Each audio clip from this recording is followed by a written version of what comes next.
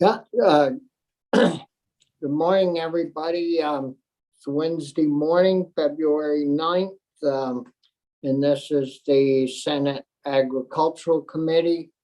And this morning, we have some guests with us from the Vermont Housing and Conservation Coalition. And so, Linda, have you let them into our meeting yet? They're here and just waiting for you to call on them, I believe. Yeah. The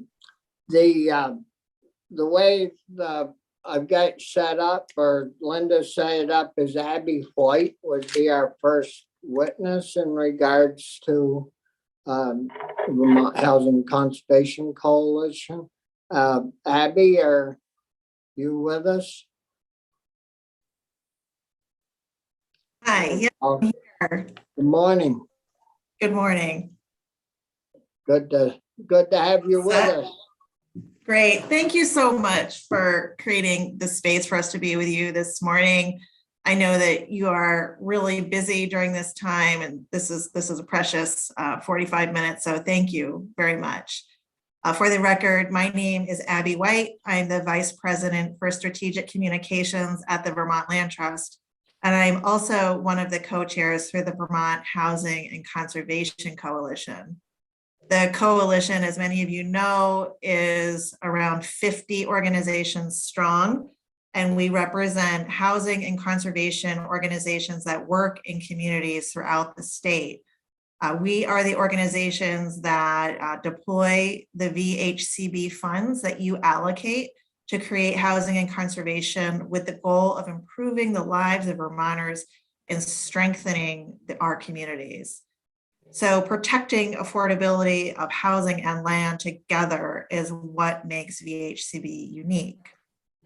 So today I am really pleased to have 4 witnesses here to share their stories.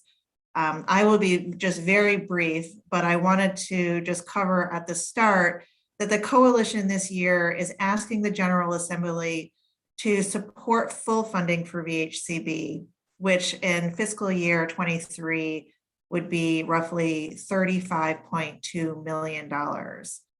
And that's not just to address today's urgent needs around home and land affordability, but to support the sustainability of Vhcb as an essential entity. And it's focus on permanent affordability and focus on community. So today, as I said, I'm joined by 4 Vermonters. I will introduce them and then let them take it away. First up is Guy Choinier, who is owner of Choinier Family Farms. Next, Hannah Doyle, co-owner of Boneyard Farm. Julie Curtin, Director of Home Ownership with Champlain Housing Trust. And finally, Dan Baker, Professor of UVM College of Agriculture and Life Sciences. So thank you again. And Guy, I will turn it over to you.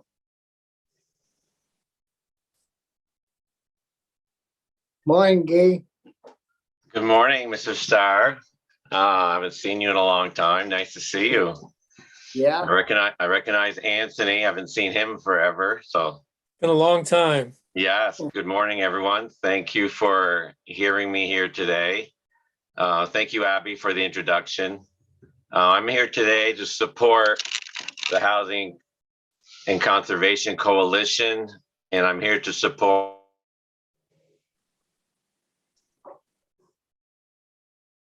You've frozen up. He says he's here to That's what also I wanna- support high-speed internet. Yeah, exactly. It's coming in handier all the time.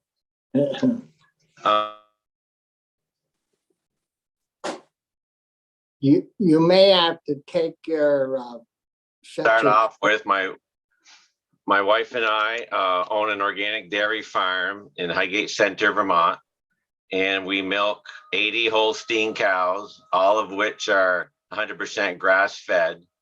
We've been milking cows for 4 generations. We also have pigs, chickens, and veal, just to round it all off in case we get bored. We manage 400 acres of land and 145 acres of pasture. And we have the Rock River going smack dab through the center, which is an impaired waterway. So that does attract a lot of attention to us. Back in the 1990s, my parents did conserve the farm to land trust, and which was nice for them and nice for me and my wife, because we were able to buy the farm at a family price. Which was really needed at the time. Also, my wife and I purchased another farm up the road about a mile, which was totally organic, ready to go. And that was a conserved farm. So he was able to sell that at a reasonable price, even though there's a lot of competition for it. But he was able to afford to sell it to somebody who would keep it in grass and keep the pastures going. We've also conserved the river corridor easements here on the farm because it worked well in our farm plan, which was a nice benefit to the farm to receive that money, and it didn't really affect us either way. But we know that that river won't see any construction or manipulation for future. Also, we participate in a soil grant initiative sponsored by Land Trust, trying to promote soil health and improved ecosystems. And we're going to apply different methods, and we're going to monitor and see what works best. So that's another nice program to help improve the landscape of Vermont. My son, Matthew, who is 27 now, is still on the farm and is plans on staying on the farm. And because my wife and I knew this, we decided to diversify quite a few years ago. And we started out by doing a farm store, which has been very successful. Actually generates about 15% of our revenue here on the farm. We sell retail, we sell wholesale, we sell to local resorts. We also sell quite a bit of meat to the local schools, which promotes that farm to school program that we have. So that's been a true success here on the farm. We're really happy we did that. We're also constructing a milk plant. So we'll be now pasteurizing our own milk. And we feel, again, opening up options for the next generation, as well as protecting the retirement for Beth and I. We figured opening up the plant will help add more product to the store. But also our farm is on a quota system with Organic Valley, and we do exceed our quota at times. So that'll give us a place to throw our surplus milk and maintain a premium on that milk. So we're real excited at producing kefir milk and kefir cheese, because promoting immune systems is so important today. We all know the digestive system is the headquarters to a strong immune system. So the kefir milk should line up with that approach. Agroforestry, my wife and I have planted 5,000 trees on the farm, promoting wildlife and riverbank stabilization. My son is really getting heavy into nut trees, berry trees, and fruit trees. We have community trails, and we plan on planting those all along the farm to promote self-picking and just encourage people to come and pick their own. So agroforestry is becoming bigger and bigger here on the farm. And believe it or not, even after planting 5,000-6,000 trees, there hasn't been one tree that's been in our way yet. So you can do it strategically and successfully. And like you heard me mention, the community trails, we've got into agritourism, and we figured that was a missing piece of our little ecosystem here on the farm. So we have a trail system on our 300-acre parcel where we invite the public and we host different events. And we host, this year we hosted Richford High School cross-country meet. We host Girls on the Run events.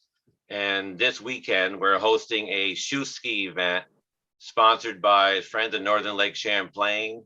We'd love to see you all there. It's non-competitive, and we'll be opening the trails up to snowshoe and cross-country skiing.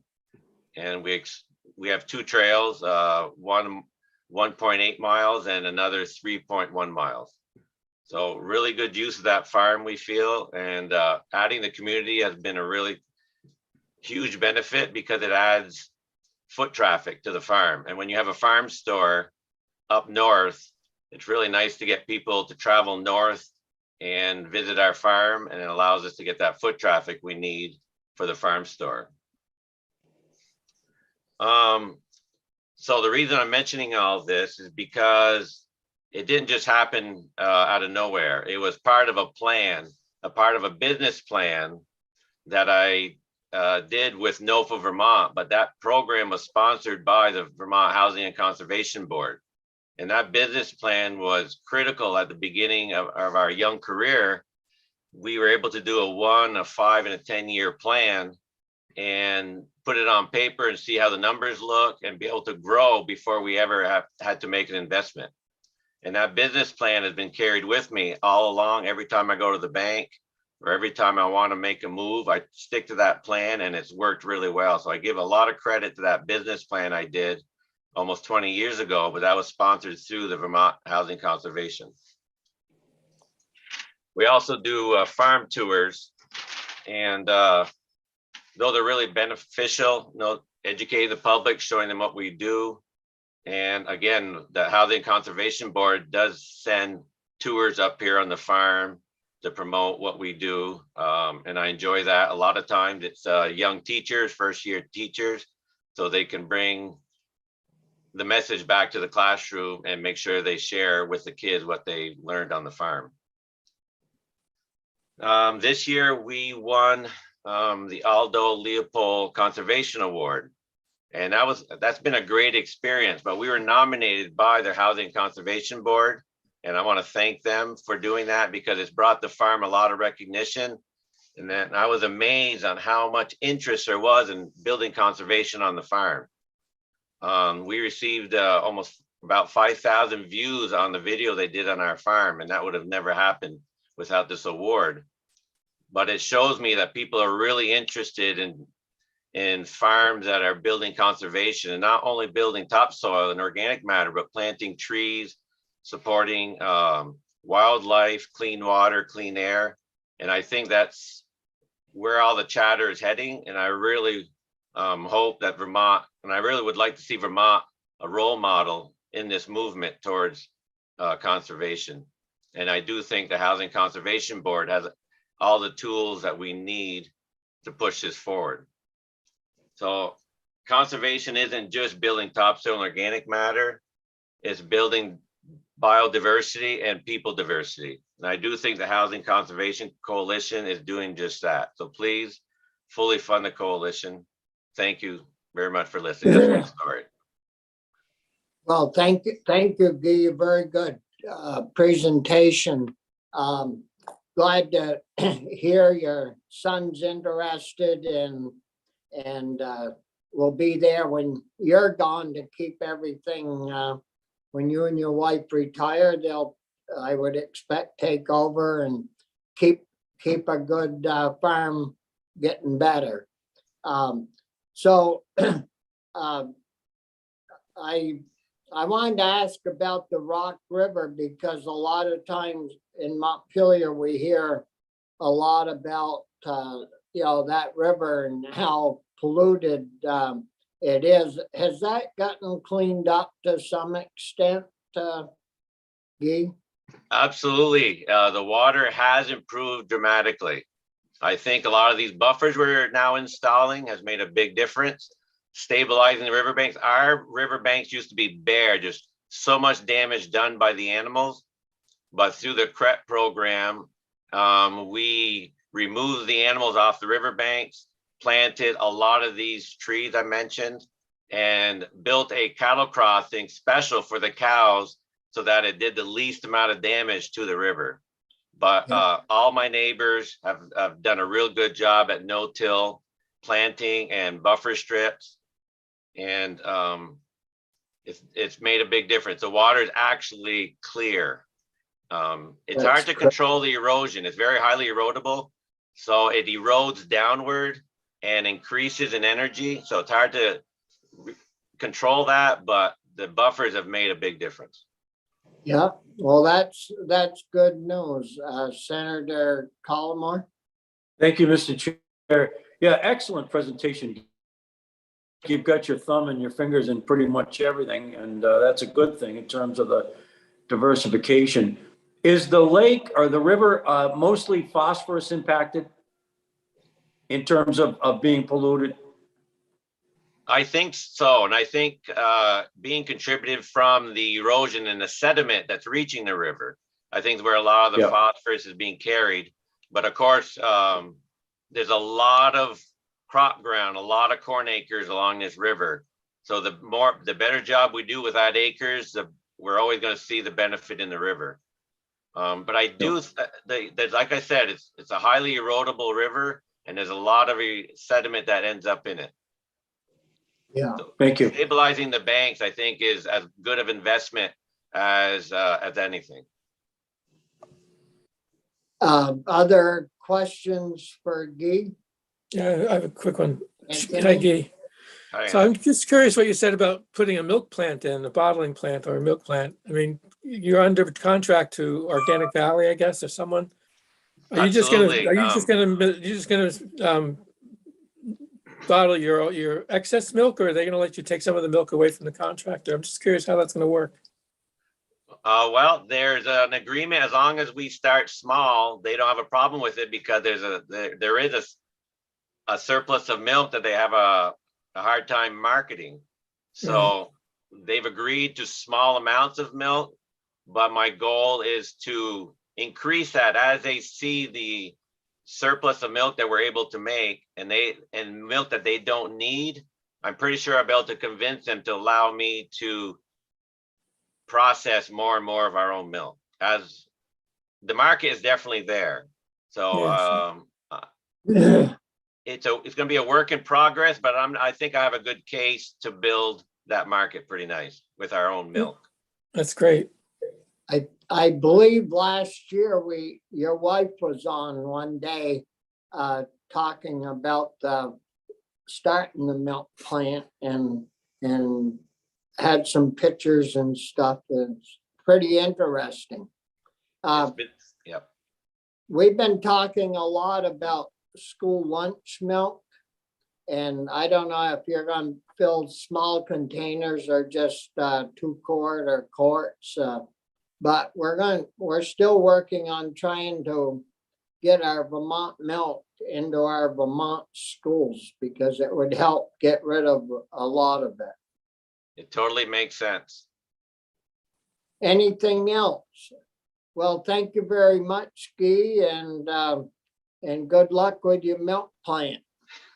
Thank you, everybody. Have a great day. Yeah. Don't get bored. No. I think we have Hannah Doyle up next. Morning, Hi there. Hannah.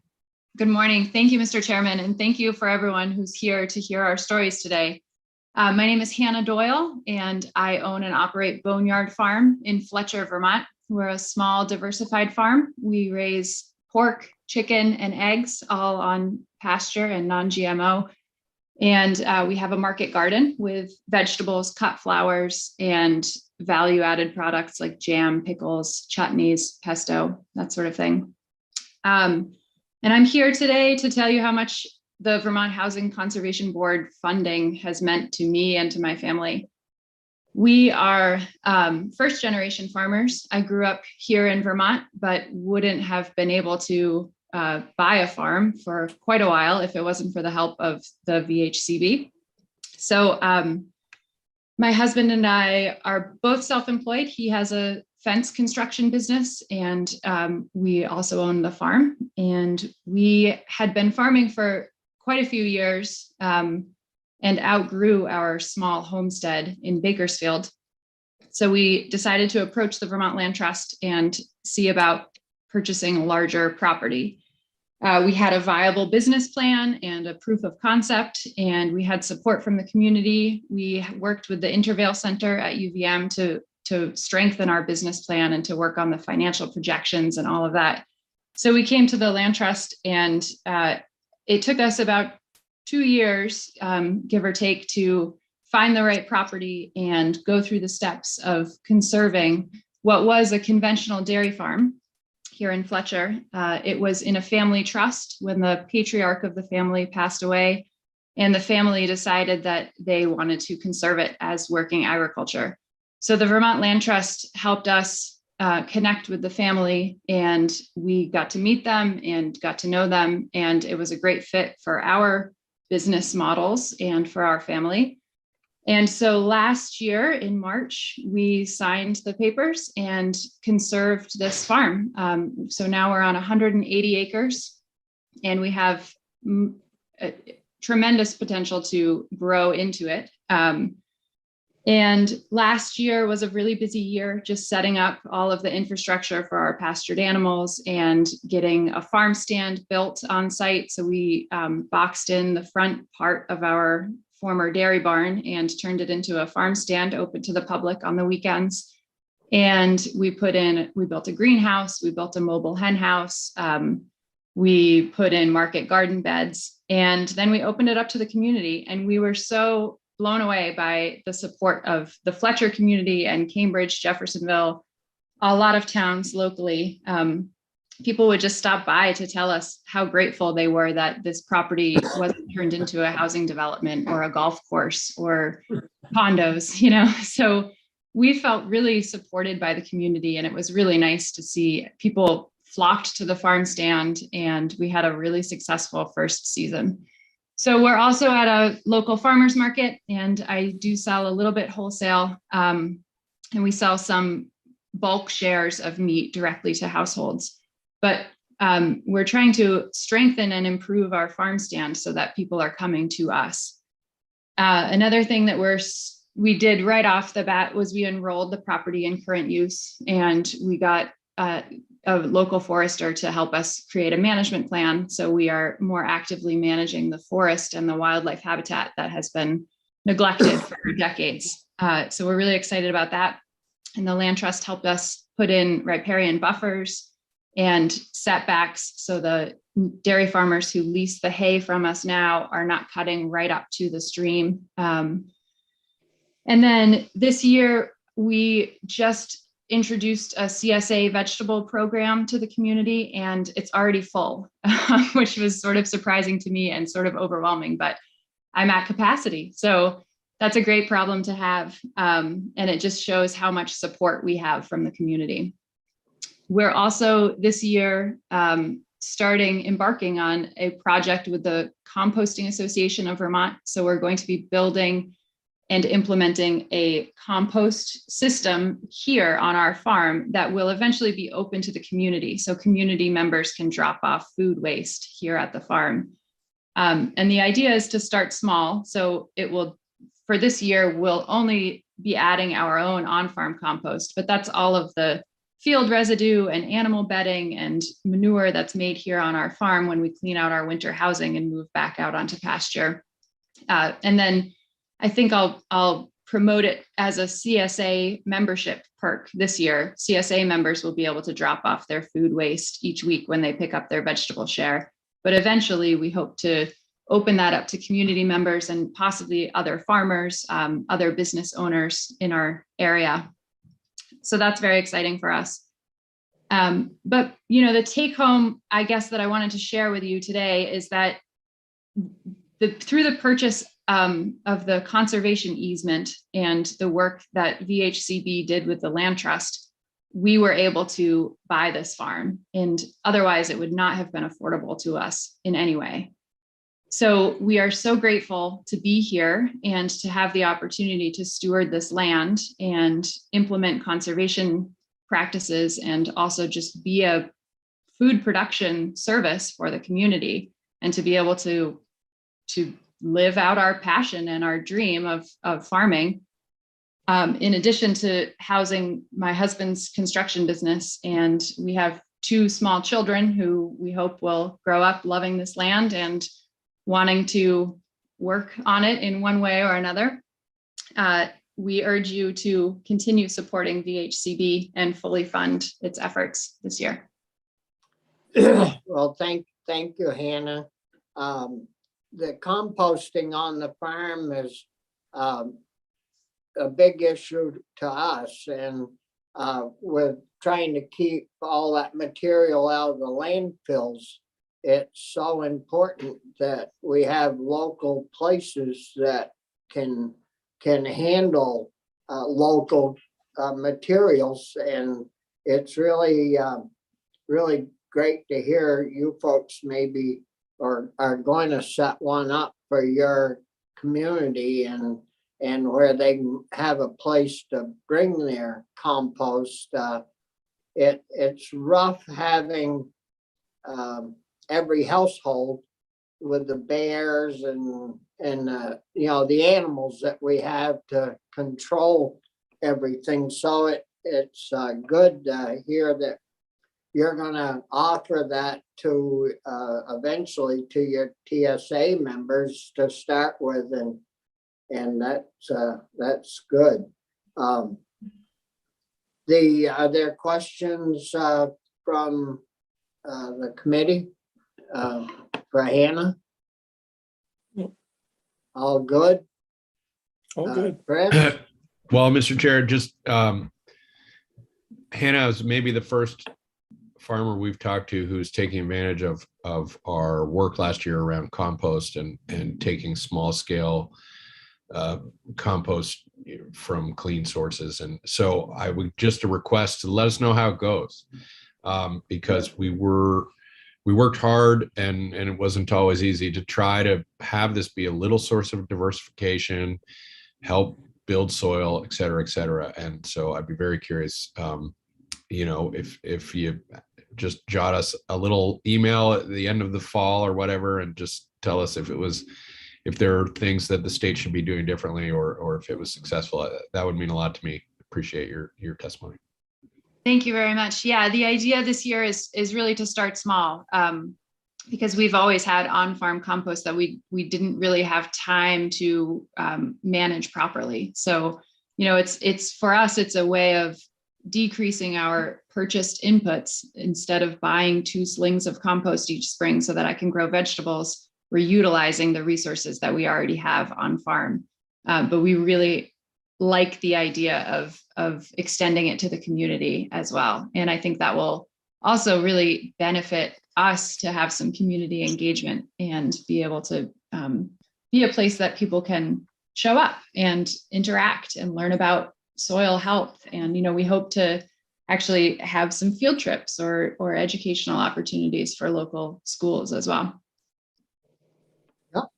Hannah, you also spoke a little about you live along a stream, and you put in buffer strips, and how's that all working out for you? Yeah, it's a very small stream. It just runs through our property, and it was a requisite of the conservation easement. So the 50-foot setbacks were established as soon as we closed on the property. And the neighboring dairy farmers who hay don't mind at all. And it added a little wildlife habitat and a no-cut setback. So it's a win-win. And we see so many red-winged blackbirds and bobolinks and all kinds of really neat wildlife moving through that corridor. So it's absolutely fine with us. Yeah. Any other questions? If not, thank you, Hannah, for your time this morning. Appreciate it. Thank you very much for your time. Yeah. Julie, are you with us? Good morning. Morning. Yes, thank you. My name is Julie Curtin, and I'm with the Champlain Housing Trust. I'm the new Director of Homeownership at CHT. So thank you very much for having me here this morning. It's a pleasure to speak on behalf or in support of the Vermont Housing and Conservation Coalition, and speak in support of Vermont Housing Conservation Board. This is a topic close to my heart. I worked for quite a few years actually in the Farmland Access Program, and doing conservation at Vermont Land Trust until about 2019, at which time I moved into affordable housing at Downstreet Housing, and now I'm with CHT. So I'm here today talking about housing and farming together, which is a great pleasure to be able to do that. I'm also joined by Dan Baker, who will speak a little bit about their partnership with Champlain Housing Trust and Vhcb on a new program. We are launching a Farmworker housing repair loan program. This is a program that Vhcb started, and we are doing in response to an RFP that Vhcb put out this fall. It was one of the first things that I did when I started at CHT. And really, this is Vhcb's response to you all in the legislature, understanding that farm worker housing is an important issue, and they have acted to do something about this, and now we are too. As you know, living conditions at farms for farm workers can sometimes be substandard, and resources that farm owners and operators have to upgrade their housing, it can be hard to come by, and certainly hard to come by affordable resources. So this program is really designed to address that problem. And it's sort of makes perfect sense that Vhcb would spearhead this effort because they have the expertise in both agriculture and in housing, and the network of partners to really make this happen. CHT is a housing organization based in Chittenden County, and our service area includes Grand Isle and Franklin counties. Although for this program, we will be operating statewide. And because it's a new program, we're still designing it, and I'll share some of the elements of what we have in mind today. But baked into the design is learning about the needs of farmers and farm workers in their housing, so that we can design future programs that continue to meet this need in the best way. So if I'm able, I'd love to share my screen. I have a slide that just gives a general overview of the process. Okay, I see the chair nodding yes. Okay. Let's see. I'm getting a note that's saying the host disabled participant screen sharing.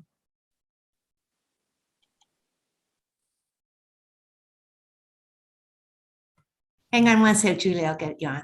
Okay, no problem. I'll just, I'll keep, You are a co-host. I think Okay, you're a super. co-host. Great, thank you. So let's see here.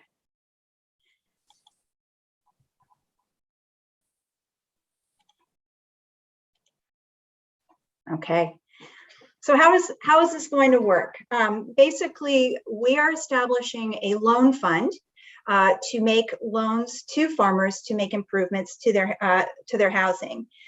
This funding is going to be available to do a wide variety of health and safety improvements for farm worker housing. Repairs can include, but aren't limited to, wastewater systems, air sealing and insulation, plumbing upgrades, noise mitigation measures, overcrowding relief, mold remediation, roof replacements, electrical upgrades, food prep and storage improvements, and so on. The fund is going to be making forgivable loans to interested applicants of up to $30,000. These loans will have 0% interest over the term and will be forgiven after 10 years. We are designing it so that a tenth of the loan is forgiven each year that the housing is maintained for farm worker housing. Even though these loans go up to $30,000, we at Champlain Housing Trust, we have extensive experience making home repair loans and working with partners in programs such as weatherization to bring additional resources to projects. So if there's an opportunity to do weatherization improvements, we will bring additional funds to complement the $30,000 to make those sort of improvements. For this first round of the program, Vhcb's RFP had offered $500,000 in loan capital. So we anticipate making roughly $25,000 loans with this initial pilot program. and we expect to make the loans over 18 months or so. So for starters, we're going to be doing a lot of outreach with our partner at UVM and really get the word out to farmers across the state that there is this resource available. As we get the word out, we're encouraging people to call us at Champlain Housing Trust, where we have dedicated staff who are experienced in construction management and in the development of a scope of work. Once a farmer has applied for the program, we will do an on-farm visit to further develop the scope of work. And generally, to be eligible for the program, we need the applicant to demonstrate that they are actively engaged in farming, that they have a demonstrated need for affordable resources for their farm worker housing, and that they do, in fact, own on-farm or own housing near the farm to house their workers. So once we've done a site visit, we will work with the farm owner to get bids on the work and to develop construction contracts. We'll then close on the loan and be available as a resource during the construction process. When the work is complete, we expect that there will be improved farm worker housing for many years to come. So as I said, Champlain Housing Trust has experience in the loan making and the construction management side. And because we're a housing organization, we have partnered with UVM Extension, and Dan will talk a little bit more now about the efforts that UVM Extension has done to both understand the need and to connect this program to farms and farm workers who want to see some improvements in their housing. So with that, I'll turn it over to you, Dan. Thank you, Julie, and thank you, committee members and Senator Starr. I'm happy to be back here again. And I want to thank you for kind of your attention to farm labor issues in Vermont. Linda, I've got a few slides if I can share them. I'm just going to go. Okay, so I need to get my permission there. So while Linda's hopefully giving me permission, I am an emeritus associate professor in community development and applied economics at the University of Vermont. I'm also the interim director of UVM Extension's agricultural business program. And Linda, do I have permission to? I do. Excellent. You do. Thank you. So just going to go through this quickly. I am, my research team at UVM has been interviewing farmers and farm workers since 2010. And in this program, we're working within UVM with the Vermont Migrant Education Program, and particularly Kelly Dolan, who's the coordinator of that program. Very briefly, all 14 counties in Vermont have farms that outsource labor. Not surprisingly, the primary counties with hired off-farm labor are Addison, Franklin, and Orleans, but all counties outsource labor. And in 2018, we did a study, we interviewed farmers talking about kind of wages and benefits, and particularly non-wage benefits. And what we found was that housing is one of the primary non-farm benefits offered to farm workers. And for migrant farm workers, Latinx migrant farm workers, almost all Latinx migrant farm workers receive housing and utilities as part of their compensation package. And for domestic US workers, it's still about 2/3, 62% receive housing from the farm. So it's really an extremely important benefit that farmers pay for to provide for farm workers, and farm workers depend on. We did a couple of studies in 2016 and 2018 looking at stress, and I've actually presented some of that research to you in the past. And I just want to show you one slide here because it talks about some kind of core issue where that this project, with your help and through Vhcb, is going to be addressing. So what we found is about a third of farm workers reported being having a significant level of stress around housing, and with about 11% being extremely stressed. And that's going to present health issues for those workers, social conflict. It also presents some serious challenges to farmers, because when farm workers are stressed about housing, they look at other farms that can provide better housing. And before I leave this slide, I also just think it's important to note that about 2/3 of our farms don't have, and about 2/3 of the farm workers were not stressed about housing. And so I think what it says is that the problem is definable, and that it is not all farms, but it is particular farms that are struggling with housing. So what we're going to do working with Champlain Housing Trust, as Julie said, is we're going to be doing outreach and engagement to farmers on this project. And a couple of quick notes on this. For full acknowledgement, I just talked about all the surveys we've done of farmers and farm workers recently. We're sort of thinking that we want to look at some other ways to approach outreach and engagement. And one of the things that we're doing is we're looking at existing sources of kind of knowledge, an existing knowledge base. So we're working with the Vermont Migrant Education Program, the UVM Extension Ag Biz program, as well as other stakeholders who with knowledge about housing. And actually next week, we're having our 4th statewide stakeholder meeting that we've been running over the last 2 years, talk about housing needs. And this is really farm groups, farmer advocates, farm worker advocates, as well as the whole range of housing organizations. Then we'll do outreach and working to meet farmers, particularly through the Migrant Education Program's regional coordinators, which cover the state, actually going on farms and meeting with farmers. And they're also bilingual, so meeting with farm workers. And then we're going to share the program information that Julie just outlined with those farmers and assist them in contacting Champlain Housing Trust to make that application. And then following that, we will be facilitating communication between farmers and farm workers and CHT moving forward. The last slide here, just very briefly, what we expect, what we're hoping for, in addition to actually improving the housing stock on farms, which is really important kind of source of capital on our farms. We're expecting benefits to farmers in attracting and retaining farm workers. We anticipate benefits to farm workers with improved physical and mental health, less sick time, less stress, less conflict between workers living in congruent housing. And then we're also going to, this particular program is focused on housing repairs, as Julie outlined.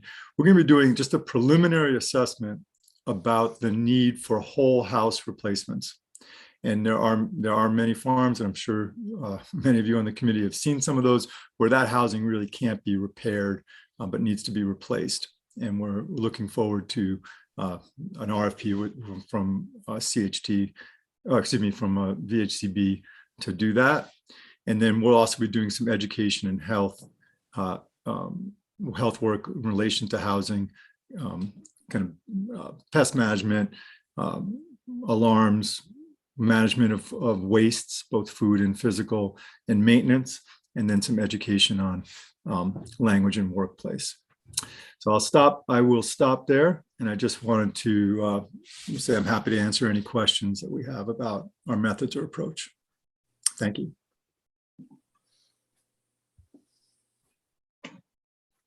You're muted, Bobby.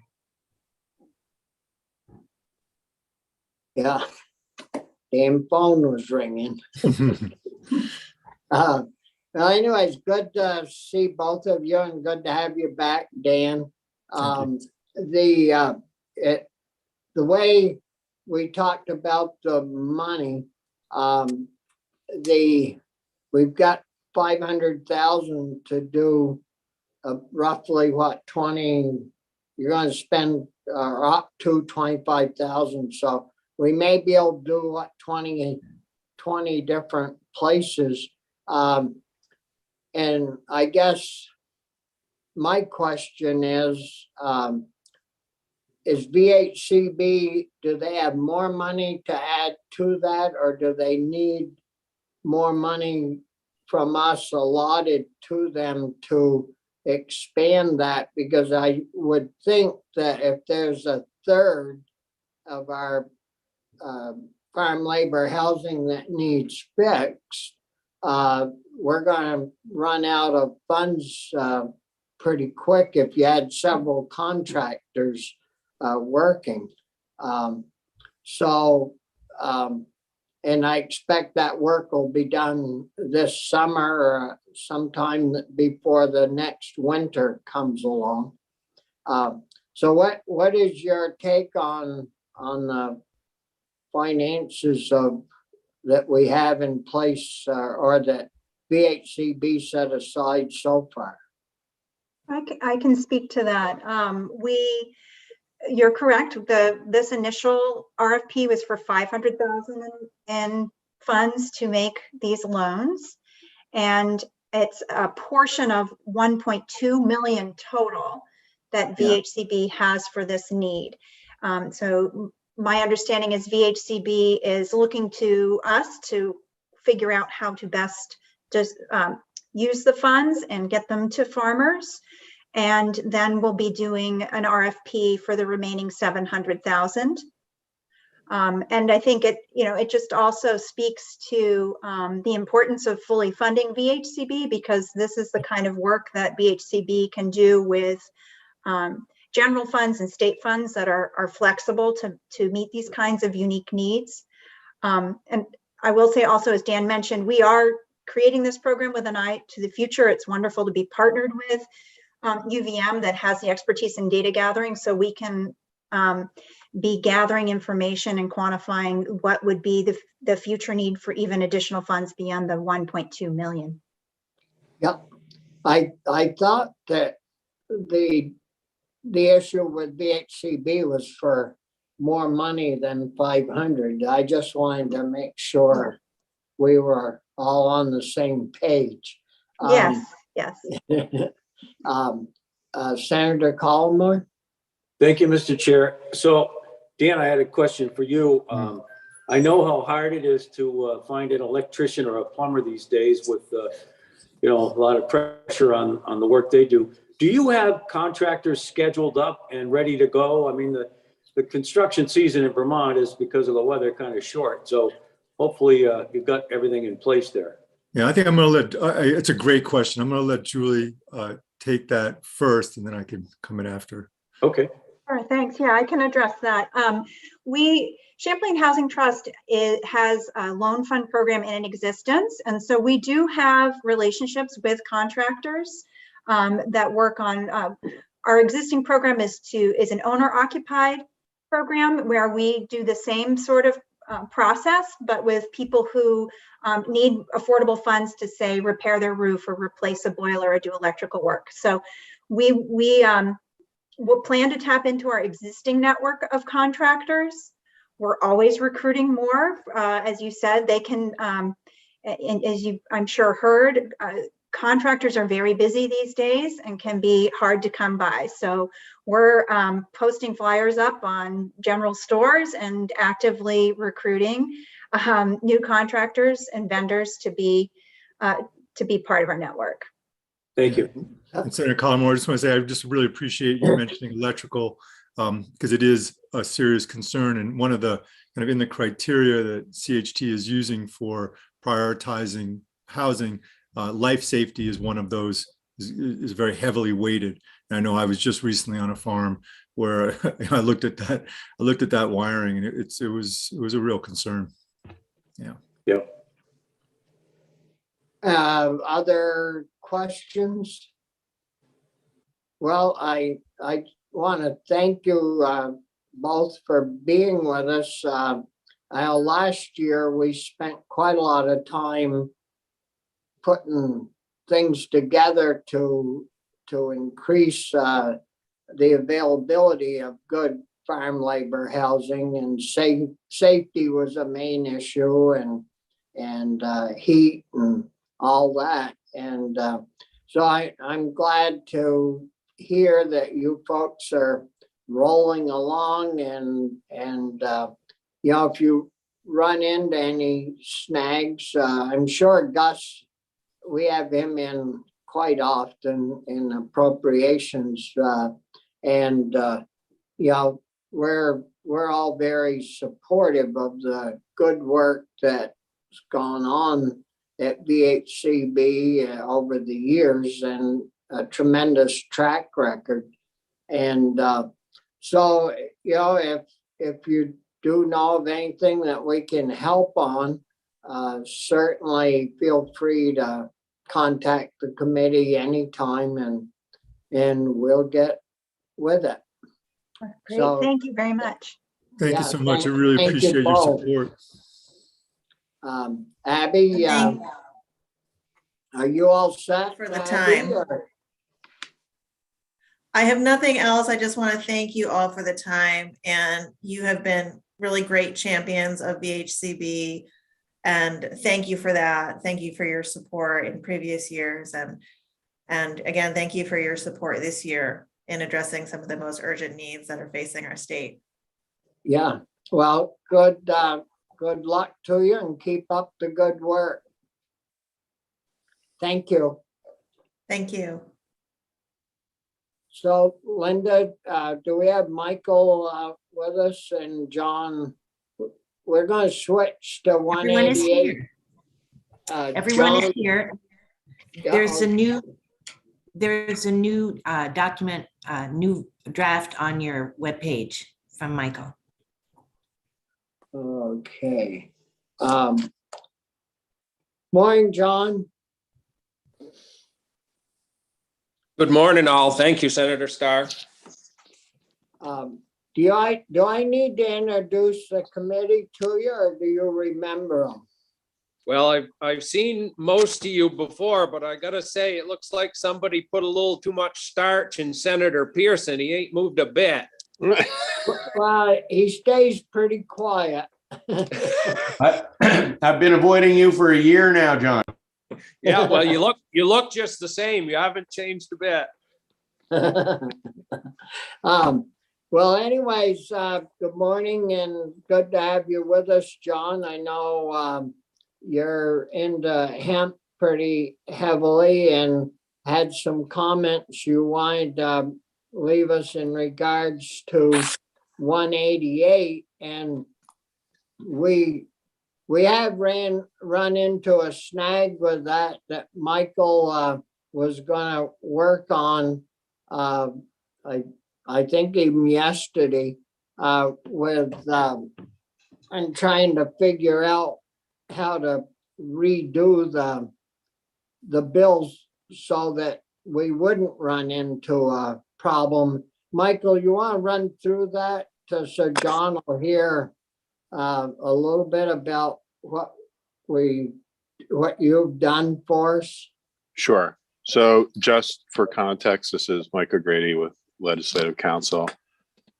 When S-188 was introduced, one of the sections would have designated small cultivators, subject to certain conditions, as being farming regulated by the Agency of Agriculture, and then qualifying for all the benefits that farming qualifies for under state law. But last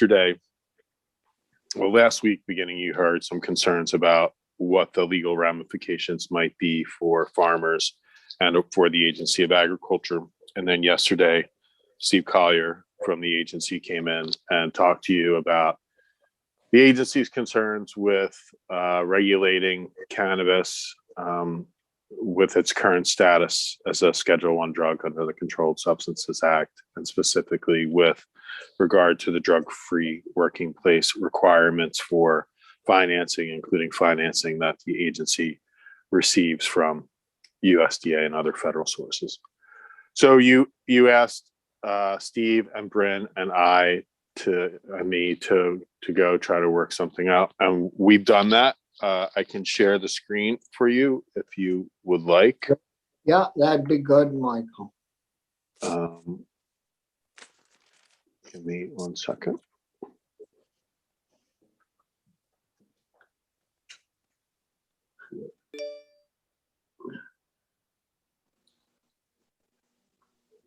Can you see my screen? Yes. Yes. Okay. So this is a strike all amendment to S-188 because we had to make some largely technical changes, conforming changes. There's really only one large substantive or two large substantive changes. The first section regarding the definitions, that's unchanged from S-188 as introduced. The second section, this is the section in current law regarding environmental and land use standards. And it had previously on page 2, line 6, had said, unless otherwise provided for in this chapter, a cannabis establishment shall not be regulated as farming. We struck that. And so there's a plain statement that cannabis establishments are not farming under the RAP. So it's not something regulated by the Agency of Agriculture. But, and then similarly on page 3, page 9 through 12, Act 164 had said that the cultivation of cannabis has to meet certain provisions in the RAPs. And so here it's being clear that it's cultivation by all cultivators and as administered and enforced by the board and not the Agency of Agriculture. Again, keeping the Agency of Agriculture separate.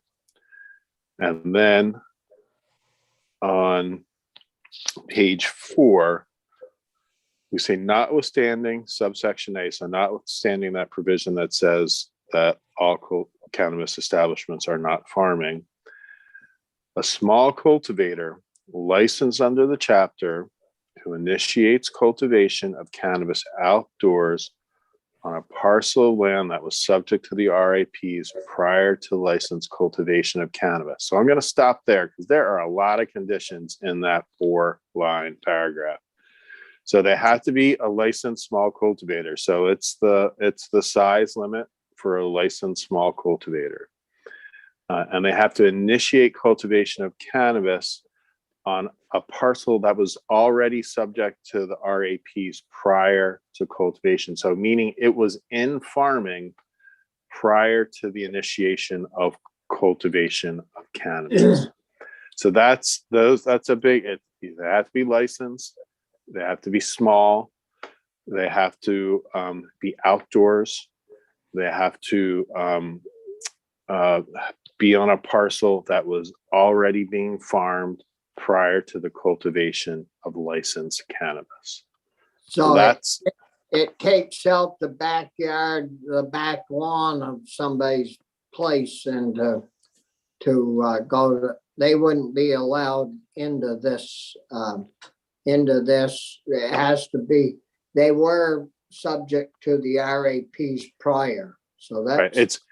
It's not that the backyard acre or 5-acre plot couldn't apply to be a small cultivator. They just would not receive the benefits that I'm going to run through that a small cultivator who was farming prior to cultivation would receive. Yeah. So it gives the farmers, people that have been farming, a leg up. But or you can look at it this way: they were already farming on that parcel. They were already receiving these benefits. You're just providing that because you want to regulate cannabis differently in most cultivation establishments. For a small cultivator, you're still going to give that farming parcel some of the benefits that farming has generally. Yeah. And so what are those benefits that you will be giving? And so you're not giving them all of the ag exemptions, the whole 89 pages. You were just referencing electrical work in barns. That's one of the exemptions. Farmers don't need to get a a licensed electrician to do their electrical work in a barn that doesn't house people. So what are you going to give them? So you're going to say that they are going to be regulated in the same manner as farming is under Act 250 and not as development under Act 250. So it won't need an Act 250 permit if it somehow triggers the 1 acre or 10 acre thresholds. Similarly, it's not going to be regulated by a municipal bylaw in the same manner that required ag practices are not regulated by municipal bylaw. So you can build your farm building and not worry about the municipal bylaws. There is a process that farm buildings follow through the Agency of Agriculture, but you're not going to be subject to that municipal bylaw. And then you will be eligible to enroll in the use value appraisal program for cultivation of cannabis, provided that the ag land or farm building on the parcel where cultivation occurs was enrolled in UVA prior to commencement of licensed cannabis cultivation, and the parcel continues to qualify for enrollment. So this is kind of a holdover from Act 164. This is language in basically conditions in 164 that small cultivators could qualify for use value if they were already in use value. That's a policy decision if you want to change that as well. And then last, the cannabis cultivation would be exempt from the sales tax under 3 sales tax exemptions. 9741. 3 is for ag feed, seeds, wrap, twine, all the agricultural kind of inputs. 25 is for agricultural machinery, tractors, etc. And 50 is for compost, fertilizer, animal manure, etc. So they would not be subject to sales tax for those 3 categories of existing sales tax exemptions. And so the next change is that the previous section 3, which had been that section that had transferred small cultivators to the Agency of Ag, you don't need that anymore. That's struck, and the remaining sections are renumbered. And then you wanted a section. Well, this is a holdover from your first amendment. This is for a wholesale license. You wanted them to be able to sell cannabis seeds or immature cannabis plants to a licensed cultivator. That hasn't changed since the first draft of this amendment that Michelle did for you. Yep. And then section 6, yesterday, you were talking about, well, what if cannabis is descheduled, is taken off the Controlled Substances Act? Should all cannabis cultivation go to regulation by the Agency of Agriculture, because you no longer would have those issues with the drug-free working place law and other federal provisions. So this is a directive. If the federal government removes marijuana, and that's how they spell it, I didn't from the Schedule 1 list of controlled substances, the executive director of the Cannabis Control Board shall, after consultation with the Agency of Ag, submit to the General Assembly a recommendation as to whether the regulation of the cultivation of cannabis should be transferred from the jurisdiction of the Cannabis Control Board to the Agency of Ag. And then the recommendation shall include whether cannabis cultivation should be regulated as farming and the estimated staff and budget necessary for the Agency of Ag to administer regulation. So that I believe, and I conferred with Steve and I conferred with Bryn. I believe this language addresses the Agency of Ag's concern of not being the entity that administers the regulation for cannabis cultivation, any cannabis cultivation, because of their concerns about federal conflict. It gives the Cannabis Control Board the farming benefits that they were most interested in providing to small cultivators. And then it has that provision that if at a future date, the federal conflicts go away, that maybe you should revisit whether the Agency of Ag should be regulating cannabis cultivation for all cultivators. Yeah, well, thank you, Michael. Should I guess- stop sharing the screen? Yes.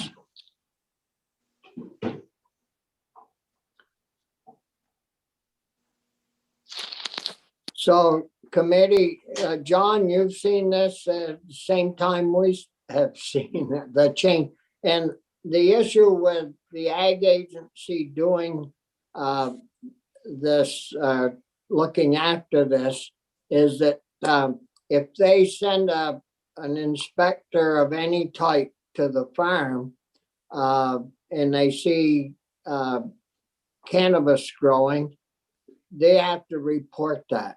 And if they report it and don't deal with it, then they're subject to lose federal funding on, you know, all the programs. And we really didn't think that would be good.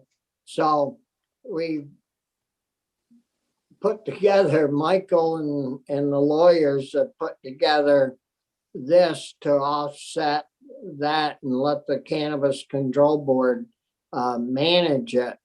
And I don't know if the committee wants to make comments before we turn it over to you, John, but committee members, have any questions on what Michael presented? No, I think it addresses all the concerns we had. Yeah, and Anthony? Yeah, this is sort of maybe a random kind of question, but I'm wondering, initially, it's on cultivation of cannabis. We talked about it having to be in an enclosed locked facility. And now we're moving away from that and just saying it has to be not visible for the public. I'm just wondering why are we? I'm not opposed to doing that. I'm just wondering where that came from. Like, why are we moving away? What if won't there be opponents out there who will say it should be in a locked facility? I mean, I'm just wondering what the response is. I do think you'll have people that will say it should be in a locked facility, but I think there was concern that it was too onerous for some of the cultivators to meet that requirement. I honestly, I didn't work on that section. That was Right. that was Michelle, but I do know the discussion. Looks like Senator Pearson wants to offer. As I recall, there was, you know, there's considerable expense and even aesthetic concern about having big fences, chain link fences around. And I recall the testimony that, you know, the fact is the crop is only valuable for a very short time. And so Right. people could, the farmers is motivated to make sure their crop's not stolen. But it doesn't matter, you know, it would be useless to steal in July, in August, probably September, until, you know, late September or early October, at which point there's all manner of options to protect it that don't have to be costly or ugly in that sense. So that was the testimony I think we heard, to my mind. Yeah. Thanks. Yeah, any other questions from the committee? I have a question for Michael, and that's around, I'll try to dig up the language, but what about like pesticides and things like that? Did that get addressed? Well, they're that is something that the taxed. agency regulates. Yeah. And we wouldn't. Right. So on page 4 of the amendment, at the top of the page 1 through 3, you'll see existing law, which is unchanged. Persons cultivating cannabis or handling pesticides for the purposes of the manufacture of cannabis shall comply with the worker protection standards of 40 CFR Part 170. In addition, all the other pesticide rules are going to apply to anyone that's going to be used pesticides. So if you're going to be applying something that needs a certified applicator license, you need a certified applicator license. The agency doesn't have as many concerns with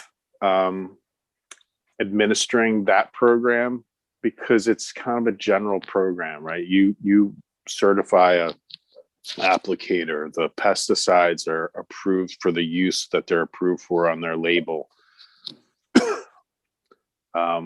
If there's an egregious violation, they still have the ability to go out and enforce that. And so they're not as concerned with that provision. And Steve is here to talk to that if you would want to talk to him about that. Yep. Any comment on that, Steve? Good morning, everyone, and thank you, Senator Starr. Steve Collier from the Agency of Agriculture, Food and Markets. So I agree with what Mike said. We have the exclusive authority to regulate pesticides, and we would continue to enforce that in the same manner, regardless of how they're being used. It is possible that if there had to be an on-field inspection, we might coordinate that with the Cannabis Control Board to try to keep our employees from touching the cannabis itself. But in terms of regulating the input and the pesticides, we absolutely would keep exclusive authority over that. And as Mike said, I think the law contemplates that. I don't think that the way that this was modeled, it addresses what's farming, and for pesticide applications, that's not what defines how we apply pesticides. So I agree with what Mike said. Yeah, thank you, Steve. Sure. Well, John, you know where we are, and from a farmer's point of view that has grown hemp, and I don't know if you're thinking about putting in some cannabis or not, but certainly you're going to be up against, if we get this passed, up against the law. Do you, and what's your take on it and your feelings?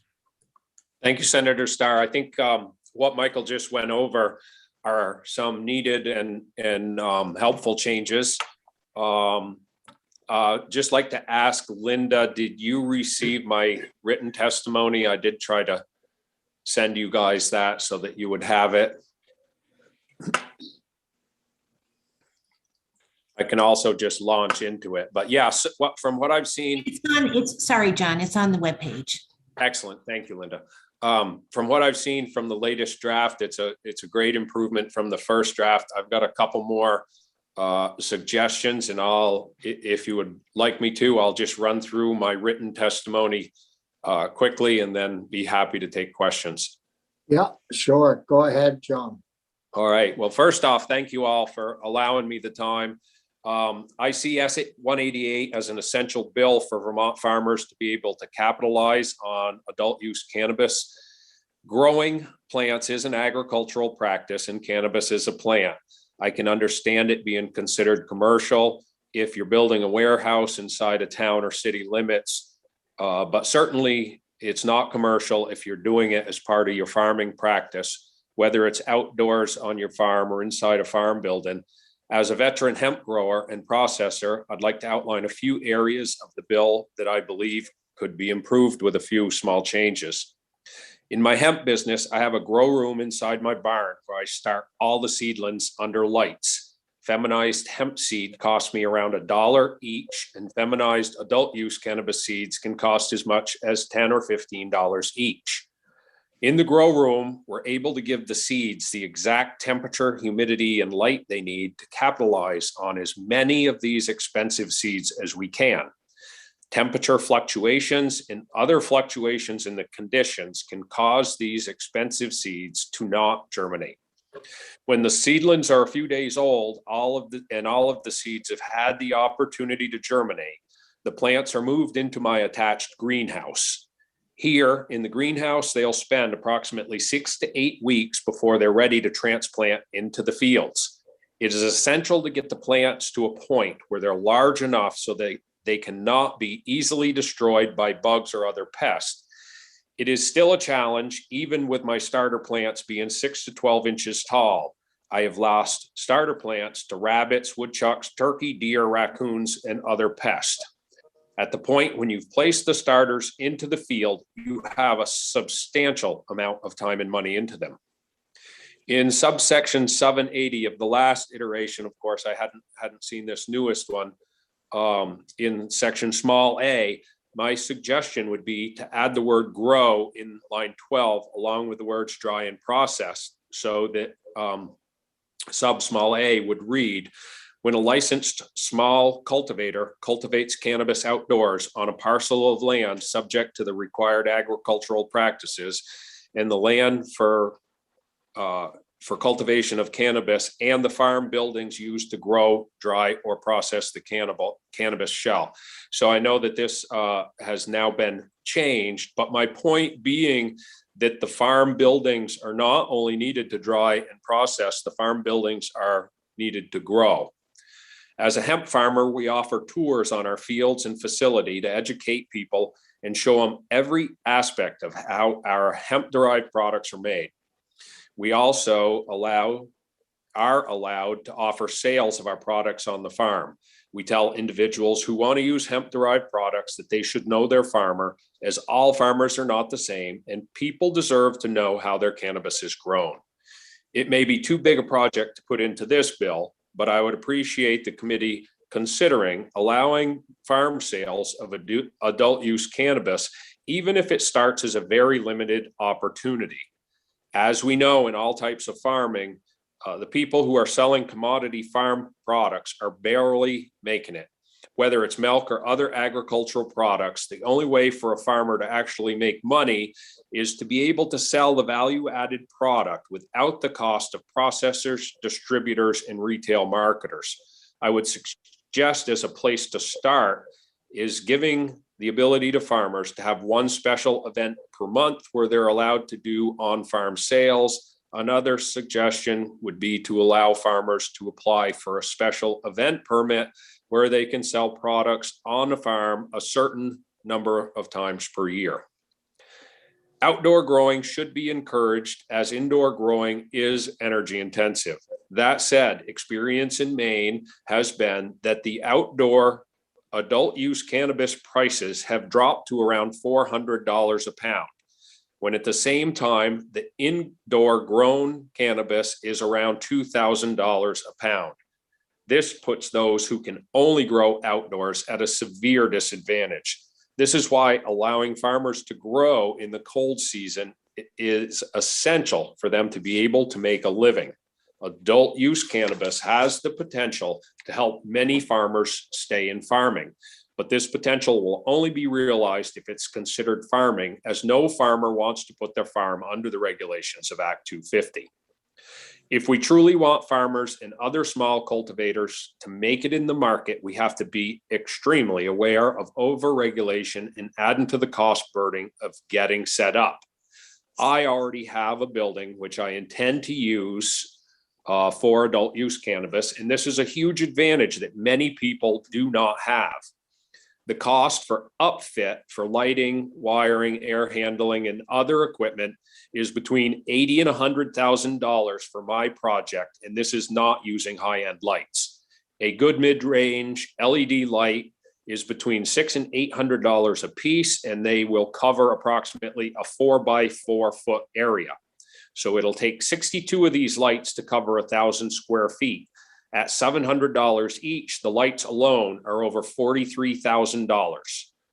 Some of the high-end lights are closer to $2,000 a piece. If somebody went with these more expensive lights, the cost of lights alone is over $120,000. I'll run through the rest, which I don't believe will be able to make it into this bill. I know that you're anxious to get it out, and I'm anxious for you to get it out, but just a couple more suggestions while I have the ear of the committee. I believe the definition of farmer is something that the committee should think about changing as well. I consider myself a farmer, and I put in what most people would consider a full work week every week on the farm. Sometimes during the summer, it can equal a couple full work weeks.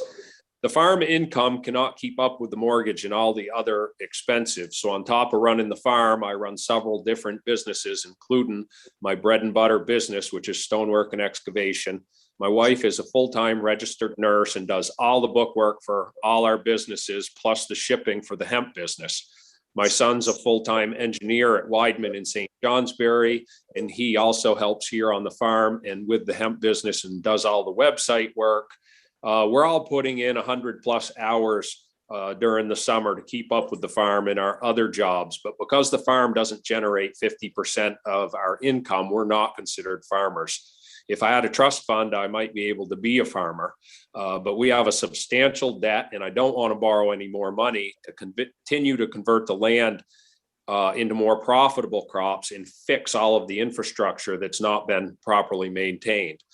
Because the immense amount of money it costs to keep up with the farm and make all these in conversions that are needed, we all have to keep our other jobs, and that's how we keep farming. And also, number two, the hemp program, I think should be, it should at least be considered to move it under the CCB. With the new USDA and FDA regulations, small hemp farmers are going to be crushed. The amount of testing and the way in which the USDA has prescribed hemp testing to be carried out will eliminate our best cultivars. Their testing requires that the test is performed on the top 5 inches of the top flower, which is our most profitable piece of the plant. It's also the most potent piece of the plant and will cause us to stop growing the best and most profitable strains as the top of the high CBD plants is generally over the 0.3, and it's the mixing of the whole plant that keeps us compliant. Currently, there's very little profit in growing hemp, and the new USDA guidelines seem to be trying to force out the small growers and allow the big guys to take over the entire market. I believe if it's allowed to continue under the federal guidelines, that you'll see big pharma and other giant corporations take over the hemp industry, and the small growers will not be able to afford to stay in compliance with the rules. I'd like to thank the committee for their thoughtful consideration on this bill and my comments. I appreciate all the committee does for agriculture and the rural communities. Vermont will not be Vermont without a healthy farm community. Thank you. Yeah, well, thank you, John. You gave us a whole load of hay. You know me, Bob. No, Well, I think it's yeah. essential. The most important part of my testimony is it's essential to be able to use the farm buildings for growing, and that's the one thing that I didn't see included in the new bill. It says only outdoor. So I think it's essential that gets woven in there somehow. Yeah. Chris? Yeah, thank you, John, and it's nice to see you. I I missed your straightforward sensibility, to be honest. And I remember you brought us some version of this before we had enacted recreational legalization, and made a lot of sense then. It still does. But as you know, life is not that simple, and the feds, this is way more complicated than it should be. Yeah. I remember the Mexican Supreme Court had a ruling that basically said, we don't tell you whether or not you can grow tomatoes privately for your own use, and that's what we're going to do with cannabis. And that sort of sticks to me because it is ridiculous. Anyway, my question about you're sort of making the case the starter phase is very different, and we've talked about this a little bit because some would start in greenhouses, some would start with lights in greenhouses and then move outdoors, et cetera, et cetera.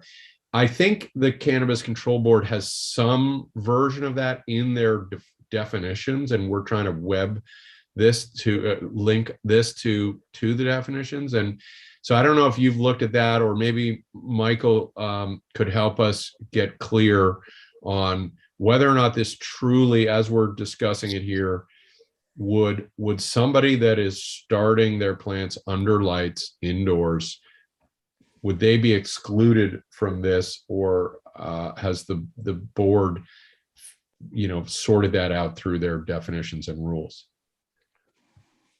So in the board definition of outdoor cultivation, it means growing cannabis in an expansive open or clear ground or in a structure that does not use artificial lighting and is not a greenhouse. And then a greenhouse is a structure or a thermally isolated area of a building that maintains a specialized sunlit environment exclusively for and essential to the cultivation or maintenance of cannabis plant. And that is in use for a period of 180 days or more each calendar year. So you can use a building, but it can't have artificial light and it can't be a greenhouse. You can't grow plants with no light. No. And so you can use it to store and dry. Yeah. Okay, I do think that's worth us asking a little bit more about, because the reality is, I mean, whether you're talking about peas or beans or cannabis, a lot of them get started under lights, and that seems harmful. I'd be glad. Well, actually, could we ask Michael to check with Bryn about this, just this sort of starter phase? It's a very limited thing. I'm sure they've considered it. But Michael, would you mind, is that appropriate to ask Michael, Mr. Chair, and would that be okay? No, I think, it doesn't make much sense to try to do starter plants with no light. I think, we ought to pursue that, and if at all possible, put it in the bill. Maybe, can use lights up to 8 weeks old or whatever, but give it some time so you aren't gonna move them outdoors and then have them die on you at worth maybe $300, $400, $500. So, Well, if I could, Senator Starr, it's back to Senator Pearson's analogy with tomatoes. They're just like tomatoes. If you don't get a good starter plant, because our growing season is so short, you're not going to get a good plant. So it's really essential. In a greenhouse, at the time of year when you've got to start them, the temperature fluctuates, and these seeds are extremely expensive. And a couple of cold nights can make them rot in the soil, and then they don't germinate. I mean, my hope would be that farmers would be able to set up a grow room that they could grow plants in the off season in, because that's also when we do our genetic work, create our feminized seed for the next year. And as I pointed out in my summary, up in Maine, they've seen the price of outdoor grown cannabis drop to 1/5 of the price of indoor grown.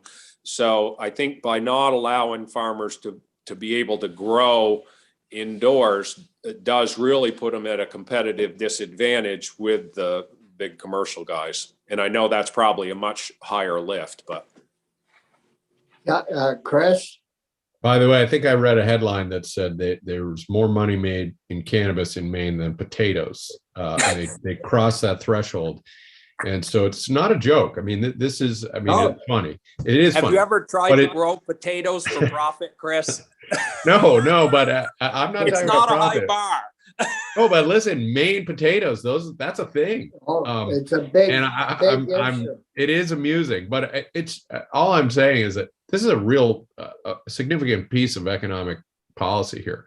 And my worry is that no farmer is going to not start their plants under lights. And so we risk having a policy that's totally at odds with what the practice is. And that should concern us all, I think. And so let's dig into that. Hopefully that's not that complicated. And hopefully we're not too late in the board's rule-making process. So John, how long should a seedling or a seed, how long does it need light or heat? We generally, in our grow room, it's anywhere from a week to 2 weeks. some seeds have a much harder shell and it takes them longer to pop out of that shell. And so what we do is we try to keep them at the perfect temperature with the light on, because as soon as they pop up, if they don't have enough light, they'll get long and leggy and fall over and are apt to get stem rot and lots of other weird things. So you need, bare minimum, you need a couple weeks in a grow room to get them healthy. Some people actually keep them right in a grow room because there, again, it's expensive to set up a greenhouse, and in a grow room, you can keep them pretty compressed. We move them from the grow room to the greenhouse as soon as most of the seeds in the seed tray have popped up and look healthy enough to be, because the greenhouse gets cooler at night. So the seeds are, for the most part, going to stop germinating once you get them out there, because they need to stay at around 72 degrees for perfect germination. So if we set something up for indoor starting, should we forget the outdoor greenhouse, just indoor starting? Should it be for 4 weeks, 8 weeks? It would be best to have it at 8 weeks. But to go back to the ability to be able to grow inside, so what a lot of people do is actually cloning, and you have to keep your mothers alive to be able to clone. So all I'm saying is that by not allowing a farmer to be able to grow year-round indoors, you're eliminating their ability to keep mothers and clone as well. And I know this is a higher lift and you probably can't get it into this bill now, but I just want the committee to be aware that the only way to get a true female is through cloning, because feminized seeds have a tendency to have a few hermaphrodites and other things. So a lot of people prefer to do cloning, and to clone, you have to have a full size vegetative plant that you can take lots of little branchlets off of. Yeah, Chris? Well, I just want to say, you know, it is going to be hard to solve all of this, but what you're describing is not prohibited. It's just not, it would be separate from this sort of easy for an outdoor grow to be considered farming, right? That can be, you can get that cultivator license, but your town might have an impact, you know, all those things. So it's tricky. I'm in favor of making this as easy as possible, but I just want to be clear. That is not prohibited under anything that's being contemplated. It's just not being considered of the ease of what we're thinking about for farming. Yeah. Understood, except that, I mean, from my position, and I think Senator Starr would agree, that any of the farmers that we know are not going to put their barn under Act 250 because their entire property would be pulled into Act 250. And so it is, in essence, eliminating the farmer from this ability by cost and regulation. The other thing, John, that we heard, I think yesterday, was that for a farmer to, even a small cultivator, that piece of property should be set aside as an LLC something, so that you don't have the liability to lose federal funds from other projects that where the federal government's putting money into these, you know, water quality, forestation, ecosystem improvements. So I don't know if you've done that with your hemp, or have thought about doing that with if you do go with cannabis to do that. Yeah, with the hemp, you don't have to, because they've taken it off the scheduled list. Unfortunately, they're dragging their feet on the adult use cannabis. The reason to be on the scheduled list is because it has no medical value. if it has no medical value, why do so many states have medical marijuana laws? So it's just the lack of progress in our federal government. But yeah, I understand that most people are doing the LLCs. Yeah. And Michael, do you have another question, Chris? Well, I've just phoned a friend and I'm being pushed to the proposed rules would allow outdoor cultivators to maintain mothers and clones inside during winter.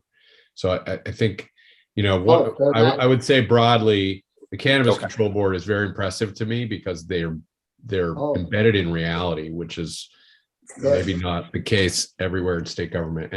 And so anyway, I'm glad to hear that. I still don't know about the starter question, but. Yeah.